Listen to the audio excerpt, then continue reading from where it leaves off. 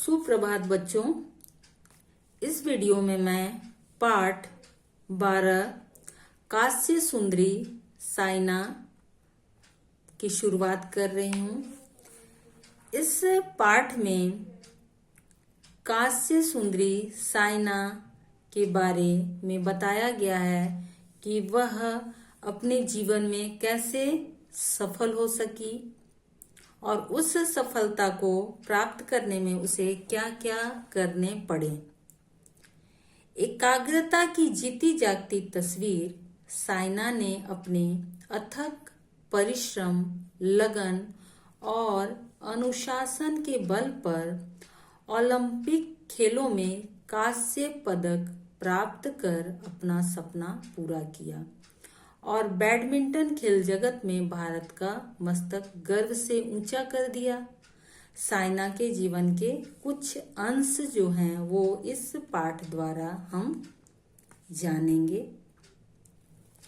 अब यहाँ कांस्य कांस्य किसे कहा गया है, ये आप ढूंढोगे कि कांस्य किसे कहा गया है। यहाँ इस पाठ में ओलंपिक खेल का नाम सबने सुना होगा, तो आओ ओलंपिक का इतिहास के बारे में थोड़ा सा जान लें कि यह है क्या और भारत में इसका स्थान क्या है।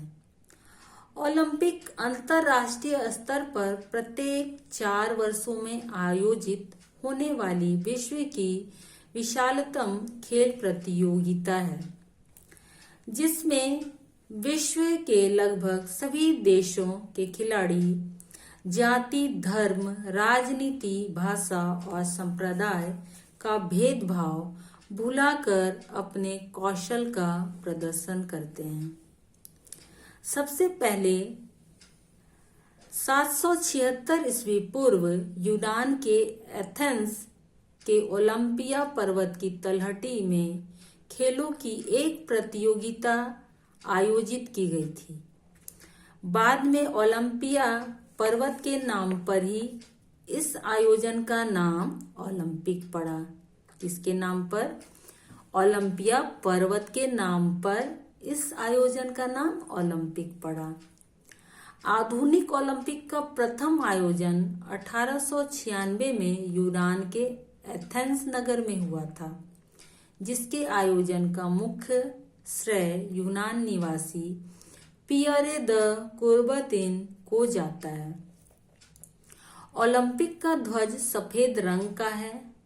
इसमें आपस में जुड़े 5 गोले अंकित हैं, जो आप लोगों ने देखे होंगे, जो 5 महाद्वीपों को प्रतिनिधित्व करते हैं। ये 5 गोलों का महत्व है कि वो 5 महाद्वीपों को प्रतिनिधित्व करते हैं। ओलंपिक आयोजन का उद्देश्य खेलों के माध्यम से सारे जगत को एक सूत्र में जोड़ना होता है, एक सूत्र में बांधना होता है। तो आओ ओलंपिक के बारे में सान्या द्वारा कांस्य सुंदरी, जिसे साइना को कहा गया है, उसके कुछ अंश को हम यहाँ पढ़कर जानेंगे। साइना का नाम सबने सुना होगा। अब साइना का जन्म और उसके लगन, मेहनत, परिश्रम सबको हम इस पाठ द्वारा जानेंगे कि किस प्रकार वह कांस्य सुंदरी साइना कहलाई। 5 अगस्त 2012 का दिन लंदन में वेम्बले के मैदान में खेल के समय नियमित रूप से काले वस्त्र पहनने वाली साइना ने आज जामुनी रंग की पोशाक पहनी थी। संभवतः उसे पूर्वाभास हो गया था, यानी कि उसे पहले से, पूर्वाभास का अर्थ होता है पहले से कुछ आभास हो गया था कि आज वह ओलंपिक पदक जीतने वालों की श्रेणी में अवश्य खड़ी होगी। श्रेणी मतलब लाइन में, पंक्ति में खड़ी होगी। साइना ने अपने इस अनुमान को तब तक सार्थक कर दिखाया जब उसने कांस्य पदक प्राप्त कर अपना सपना पूरा किया। चैंपियन अपने सपनों में अपनी परिभाषा स्वयं दे देते हैं। यहाँ कहा जा रहा है कि जो चैंपियन होते हैं वह अपने सपनों में अपनी परिभाषा स्वयं दे देते हैं, खुद दे देते हैं, तथा फिर उन सपनों को साकार करने के लिए अथक यानी कि कभी नहीं थकने परिश्रम कर सफलता प्राप्त करते हैं। साइना नेहवाल भी कुछ ऐसी ही खिलाड़ियों में से थी।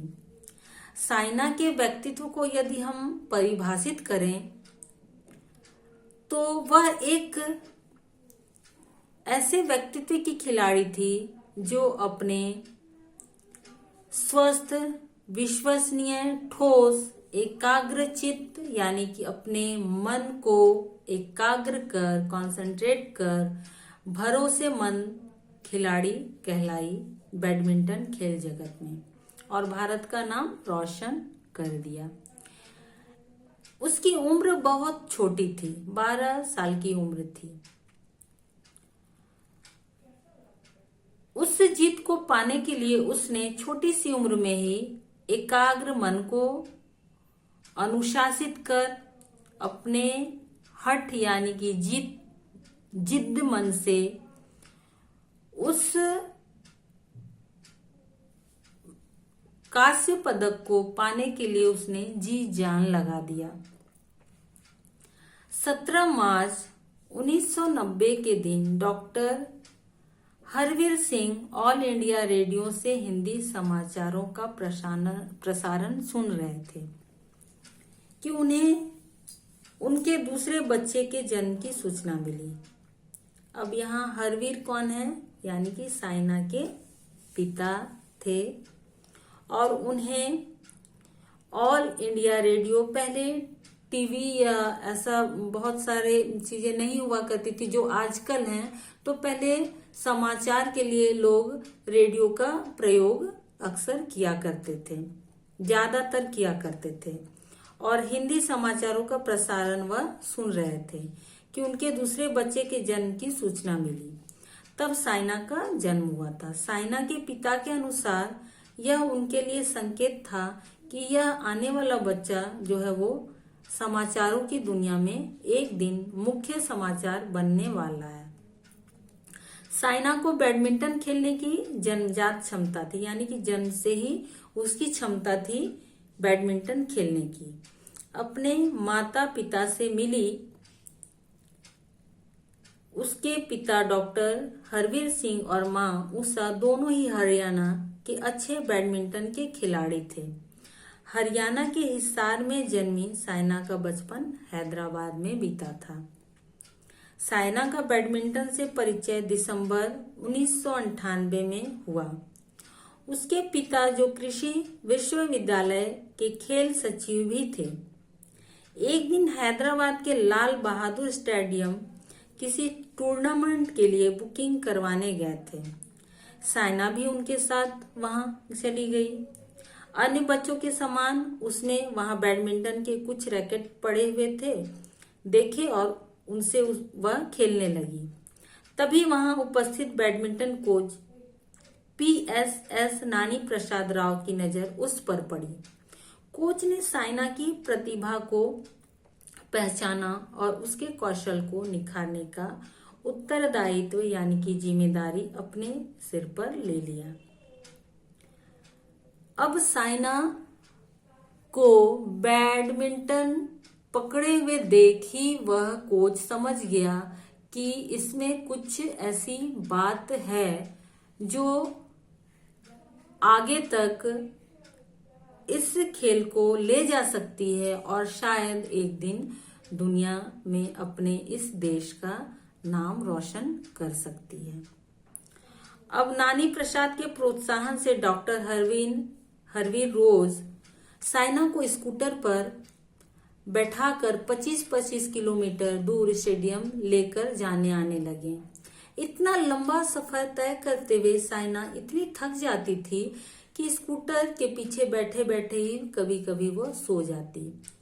तब उसकी माँ ने उसके साथ जाने का फैसला किया कि कहीं कोई अप्रत्याशित घटना न हो जाए, कहीं वह किसी दिन सोए सोए स्कूटर से गिर न जाए। इस डर से उसकी माँ भी उसके साथ स्कूटर में पीछे बैठकर जाने लगी। अब यहाँ कहा जाता है कि हर एक सफल बच्चे के पीछे उसके माता पिता का भी हाथ होता है। तो उसी प्रकार उषा और डॉक्टर हरवीर उनके पिता ने साइना का साथ दिया और वह आगे अपने अथक परिश्रम, लगन, कठिन मेहनत से आगे बढ़ सकी और दुनिया में अपना नाम रोशन कर पाई। अगले वीडियो में मैं शेष बचे हुए पंक्तियों को समझाऊंगी।